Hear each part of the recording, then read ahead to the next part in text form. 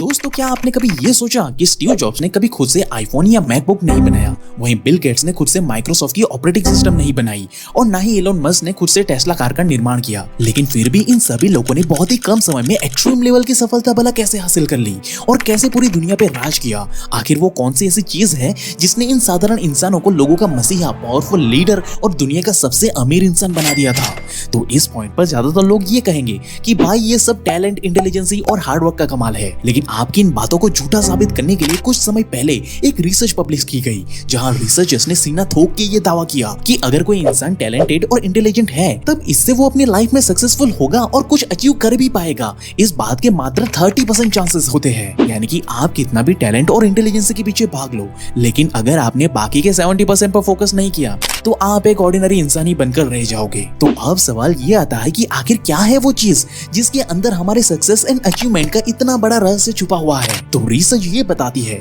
कि भले ही आपके अंदर टैलेंट और इंटेलिजेंस की कमी हो, लेकिन अगर आपके अंदर स्ट्रॉन्ग लेवल की मेंटल टफनेस मौजूद होगी ना, तो 100% श्योरिटी है कि आप पूरी दुनिया पे राज करोगे, क्योंकि इसकी मदद से जो काम लोग एक साल में नहीं कर पाते वही काम आप एक महीने में करके दिखा दोगे। पता है कैसे? चलिए मैं आपको दिखाता हूँ, बस मेरे साथ वीडियो में अंत तक बने रहे। So hey beautiful people, welcome to Fundoo programming. मैं हूँ आपका दोस्त फंडू बॉय। तो दोस्तों, इससे पहले कि मैं आपको ये एक्सप्लेन करूँ कि आखिर आप मेंटली स्ट्रॉन्ग कैसे बन सकते हो, इससे पहले हमें ये समझना होगा कि आखिर ये मेंटली स्ट्रॉन्ग होता क्या है। तो मेंटली स्ट्रॉन्ग पर्सन असल में एक ऐसा इंसान होता है जिसने अपनी बॉडी, माइंड एंड इमोशन पर मजबूती भरा कंट्रोल हासिल कर लिया होता है, जिसे एक्सप्लेन करते हुए साइकोलॉजिस्ट जोनाथन ये बताते हैं कि हमारे ब्रेन की दो साइड होती है। एक ही इमोशनल साइड, जिसे हम हाथी की तरह विशाल समझ सकते हैं, जो सिर्फ इमोशन एंड फीलिंग पे काम करता है। वहीं दूसरा साइड है लॉजिकल साइड, जिसे हम हाथी पर बैठा हुआ महावत कह सकते हैं, जो कि सिर्फ लॉजिकली सोचता है और वो साइज में काफी छोटा सा होता है।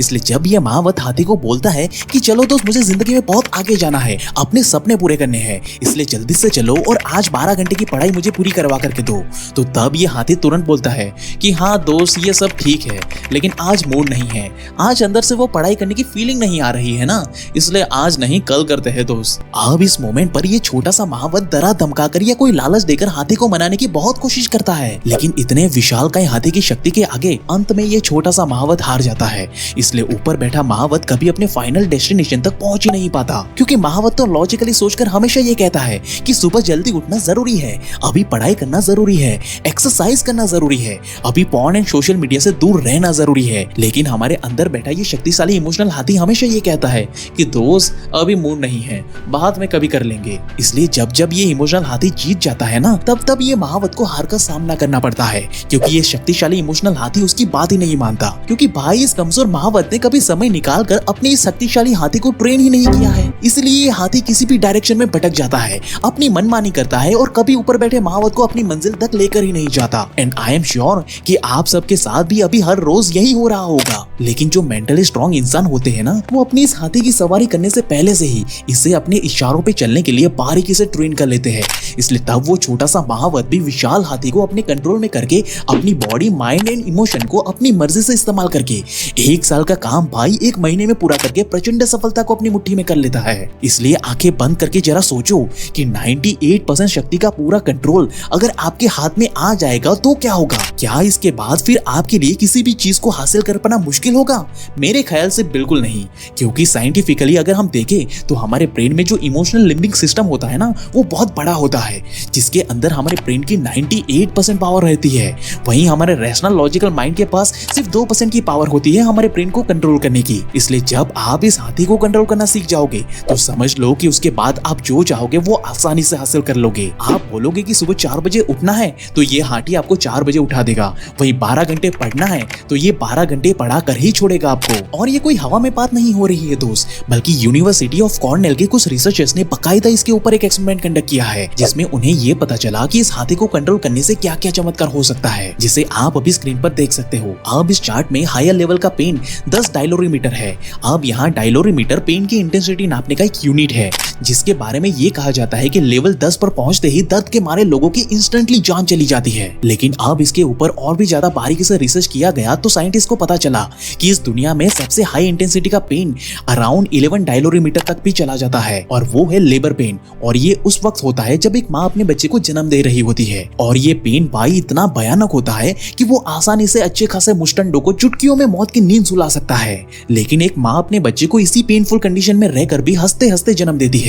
आखिर ये चमत्कार कैसे हो जाता है? तो दोस्तों इसका जवाब लॉजिक में नहीं बल्कि इमोशन में छुपा है, जिसे आज साइंस ने भी एक्सेप्ट किया है। क्योंकि जब एक माँ अपने बच्चे को जन्म दे रही होती है तब वो माँ अपने बच्चे से डीपली इमोशनल लेवल पर जुड़ी रहती है, जिस कारण जब उसका पाला ऐसे भयानक दर्द से भी पड़ता है तब भी वो हंसते हंसते ऐसे जानलेवा दर्द को भी बड़ी आसानी से झेल लेती है। क्योंकि उस समय एक माँ अपने लॉजिकल माइंड की नहीं बल्कि अपने इमोशनल माइंड की पावर का इस्तेमाल कर रही होती है, जो कि 98% ब्रेन को कंट्रोल करने की शक्ति रखती है। और यही होती है इमोशनल माइंड की पावर, जो आपको एक्सट्रीम लेवल की मेंटल टफनेस प्रोवाइड करती है। यही वजह है कि जो लोग लॉजिकल माइंड के बल पर चलते हैं वो ठीक ठाक सफलता तो हासिल कर लेते हैं, लेकिन उनकी सफलता एक लिमिट तक ही सिमट कर रह जाती है। अगर बात समझ में आई है तो कमेंट में यस टाइप कर देना। जैसे कि एक बार बिल गेट्स से पूछा गया कि आप दुनिया के वन ऑफ द रिचेस्ट इंसान हो और आपने बिलियंस ऑफ डॉलर कमाए हैं, जबकि आपके पास तो इतनी सारी अपॉर्चुनिटी भी नहीं मौजूद थी, लेकिन आज आपके बच्चों के पास तो वो सारी अपॉर्चुनिटी मौजूद है, फिर भी आपके बच्चे इतने सक्सेसफुल क्यों नहीं हो पा रहे हैं? अब ये सवाल सुनकर कई लोगों का सर चकरा गया कि भाई बात तो सही कह रहा है कि एक सक्सेसफुल इंसान के बच्चे सफल तो होते हैं,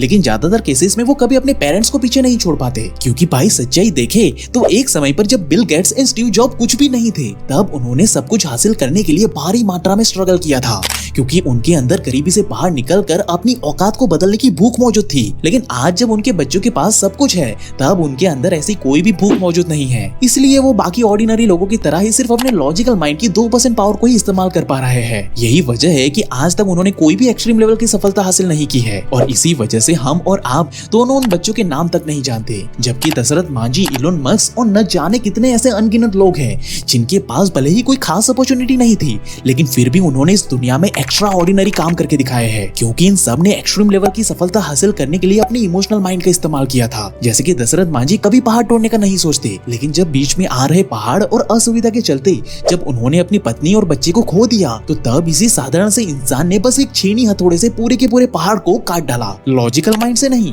बल्कि अपने इमोशनल माइंड के दम पर। वहीं इलोन मस्क भी जब अपने लॉजिकल माइंड का इस्तेमाल करके टेस्ला कार को मार्केट में चलाने की कोशिश कर रहे थे तो तब वो बुरी तरह से फेल हो गए। आलम तो ये तक हुआ दोस्त कि टेस्ला को बेचने की नौबत तक आ गई और वो टेस्ला की पूरी कंपनी बेचने के लिए एप्पल के सीईओ टिम कुक के पास चले गए, मगर 3 घंटों तक वेट करने के बाद भी टिम कुक ने जब मिलने से ही मना कर दिया तो इस अपमान का चाटा इलोन मस्क के दिल पर कुछ इस कदर लगा कि उसी मोमेंट पे इलोन ने अपना घर बेचा और इधर उधर से पैसा इकट्ठा करके डूब रही टेस्ला को कुछ इस कदर मार्केट में ऊपर लेकर आए कि बस कुछ ही महीनों में जो इंसान पैसों के लिए दर दर भटक रहा था ना, वही इंसान कुछ ही महीनों में दुनिया का नंबर 1 अमीर इंसान बन गया। ये होता है इमोशनल ब्रेन का ट्रू पावर। क्योंकि सिर्फ आईक्यू की बात करें तो स्क्रीन पर दिख रहा ये बंदा अल्बर्ट आइंस्टाइन से भी आईक्यू के मामले में बहुत आगे था भाई, जिसने सिर्फ 11 साल की उम्र में हार्वर्ड यूनिवर्सिटी में एडमिशन तक ले लिया था। लेकिन आप में से किसी ने इसका नाम तक नहीं सुना होगा, क्योंकि इसके पास लॉजिकल माइंड को इस्तेमाल करने की काबिलियत तो थी, लेकिन अपने इमोशनल माइंड को कैसे इस्तेमाल करते हैं वो इन्हें नहीं आता था। इसलिए 250 से 300 के बीच में अपना आईक्यू का स्कोर रखने वाला ये इंसान